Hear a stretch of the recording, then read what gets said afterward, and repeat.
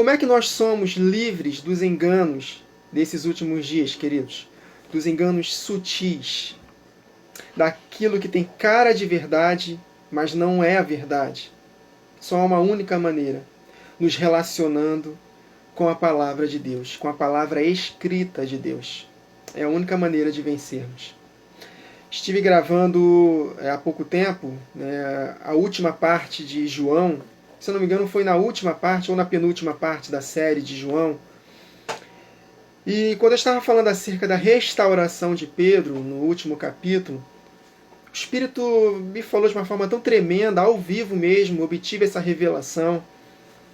E ele falou tão forte ao meu coração, que ficou até registrado na gravação, que por mais que a pessoa ela seja santa, por mais que a pessoa ela seja operosa no poder de Deus, até mesmo praticante da palavra em todos os aspectos, mesmo assim, isto não é garantia de que ela ensina é a verdade.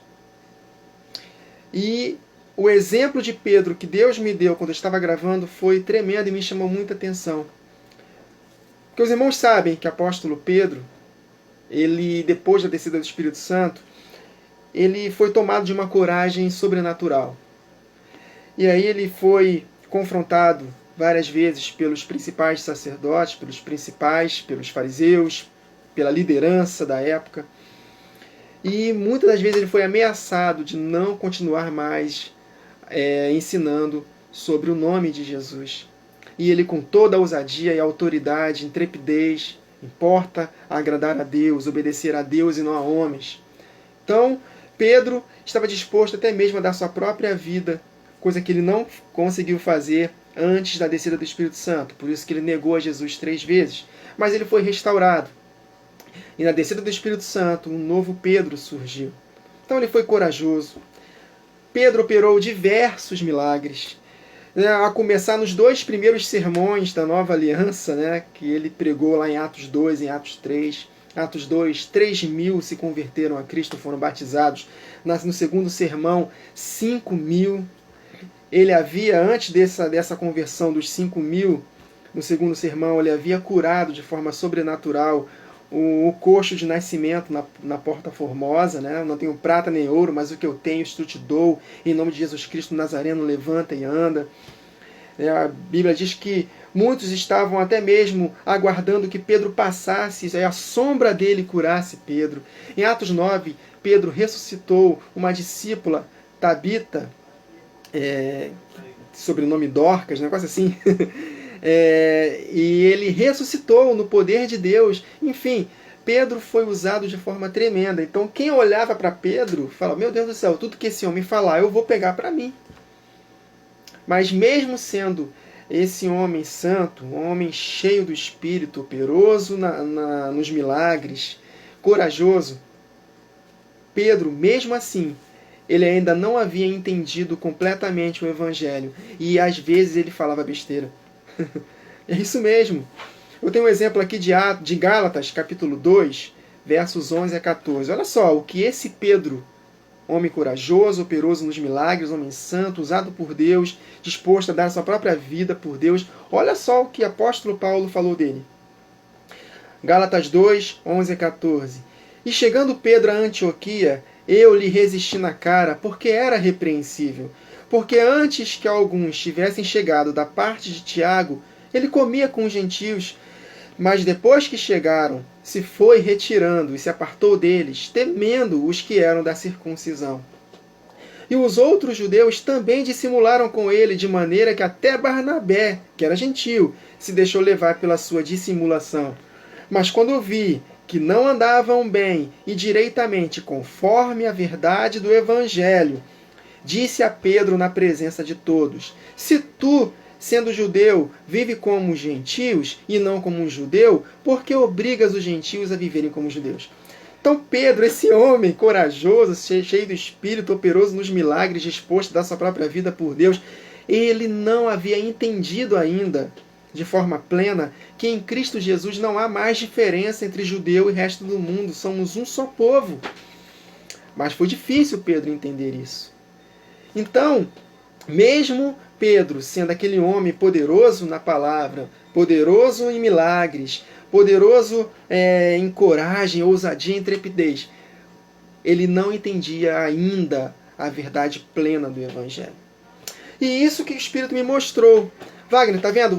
A gente não pode olhar para uma pessoa, por mais que ela seja uma pessoa santa, uma pessoa direita, uma pessoa de Deus, uma pessoa maravilhosa, que opera no poder. Isto não é aval que quando ela vai ensinar a palavra, ela está ensinando tudo corretamente. E isso me chamou a atenção, porque nós temos a tendência de olhar uma pessoa assim e aceitar tudo que ela fala.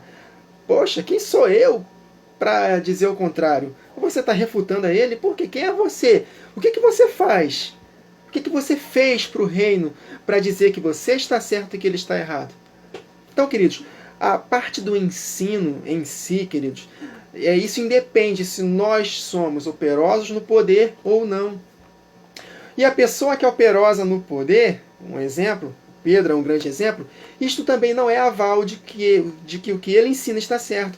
Então, qual é a garantia de que nós não seremos enganados por doutrinas? Simples, a palavra de Deus escrita. Eu conheço muitos, por exemplo, que creem na Trindade. Eu já criei na Trindade. Mas depois que eu meditei na palavra, o próprio Espírito me ensinou que ele não é uma terceira pessoa diferente do Pai e do Filho. Mas muitos irmãos nossos são maravilhosos, homens santos, têm um ministério maravilhoso, operosos na palavra, mas creem no Espírito Santo como terceira pessoa. Que Deus não leve em conta esse tempo de ignorância, queridos. Claro, quando eles ouvem a verdade e rejeitam, aí é outro nível, é outro esquema, aí ele vai se ver com Deus, com relação a isso, a esse ensino. Tem outros exemplos. Nós sabemos claramente que o pré-tribulacionismo é heresia. Jesus não volta antes da grande tribulação, mas muitos dos nossos irmãos santos são usados por Deus tremendamente e creem no arrebatamento secreto.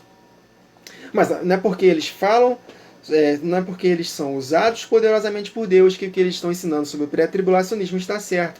Então, queridos, é isso que o Espírito Santo me mostrou naquele dia. Não olhem aquilo que está sendo produzido.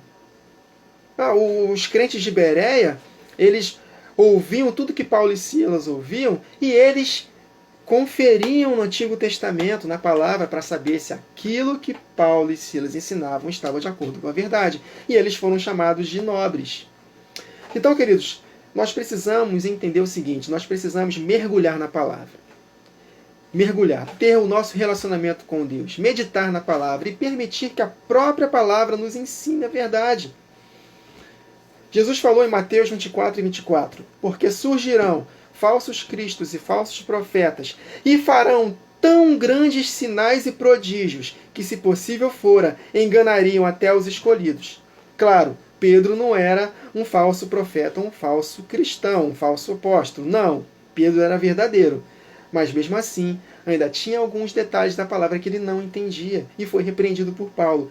Então, se nós olharmos para o exterior e vermos milagres e prodígios e abaixarmos a cabeça e aceitarmos tudo que essa pessoa que está sendo usada por Deus de forma tremenda, e essas pessoas que são usadas por Deus são genuínos. Porque em Mateus 7 está escrito o seguinte, Jesus vai falar naquele grande dia, no tribunal de Cristo, para aqueles, apartai-vos de mim, vós que praticais a iniquidade. E eles vão perguntar, mas Senhor, no teu nome nós expulsamos demônios, fazemos muitos milagres. E eram milagres genuínos, usados pelo Espírito Santo. Mas por causa da prática da iniquidade, eles foram condenados. Então, milagres não é aval para a salvação, milagres também não é aval para aceitarmos tudo que essa pessoa ensina. Vocês estão conseguindo captar? Então, queridos, nós precisamos... Isso aqui, para mim, foi assim, uma revelação maravilhosa. Opa, calma aí. Essa pessoa aí é de Deus, ela é santa, ela é maravilhosa, Deus usa ela poderosamente, mas não necessariamente aquilo que ela ensina está correto. E Deus permite isso, queridos. Então, e a gente pode ver o contrário também. Uma pessoa que não é conhecida, não é pastor, não opera sinais e maravilhas, mas ensina corretamente. Então nós não devemos atentar para nada externo. Nós temos que consultar na palavra de Deus para ver se aquilo que está sendo dito é verdade. Independente se a pessoa é um falso mestre, um falso profeta, ou se é verdadeiro, operoso na obra de Deus, é usado poderosamente, mas que quando ensina coisas erradas. Consegue compreender, queridos? Então, o recado de Deus para mim, que eu quero compartilhar com os irmãos, eu compartilhei com os irmãos lá da lista de transmissão do WhatsApp, que acompanham as gravações. Então, eu quero compartilhar com os irmãos aqui também do Facebook, para que vocês não possam ficar ver algo acontecendo do lado de fora e simplesmente porque aquela pessoa é usada por Deus no poder e que ela necessariamente tudo que ela vai ensinar estará certo. Não é assim que nós seremos livres dos enganos. Amém, queridos? Então, falsos cristos e falsos profetas vão operar sinais maravilhosos. Então, eles vão ensinar e por causa daqueles sinais nós vamos acabar acreditando. Ou a pessoa, ela de fato é verdadeira, como Pedro, ou como outros irmãos que nós conhecemos, não quer dizer que aquilo que ela ensina é verdade também, queridos. Amém? Está dado o recado. Vocês conseguiram compreender? Então é isso.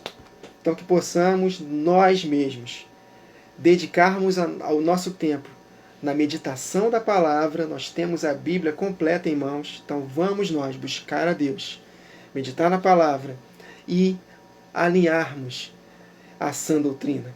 É tempo da restauração da sã doutrina, queridos. E nós não devemos olhar para nada do lado de fora, e simplesmente para a palavra. Tudo que nós ouvirmos, nós devemos examinar tudo e conferirmos na palavra. E aí sim, retermos o que é bom de acordo com a palavra e ficarmos firmes com aquilo que a palavra de Deus quer transmitir ao nosso coração.